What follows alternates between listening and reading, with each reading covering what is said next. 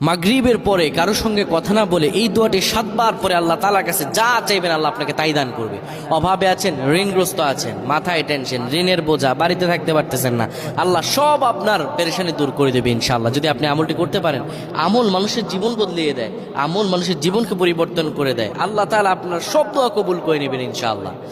মাগরিব নামাজের পরে কিবলামুখী হয়ে থাকবেন, কারো সঙ্গে কথা বলবেন না, কারো সঙ্গে কথা না বলে কিবলামুখী হয়ে আপনি পড়বেন আল্লাহুম্মা আজিরনা মিনান নার, আল্লাহুম্মা আজিরনা মিনান নার, আল্লাহুম্মা আজিরনা মিনান নার।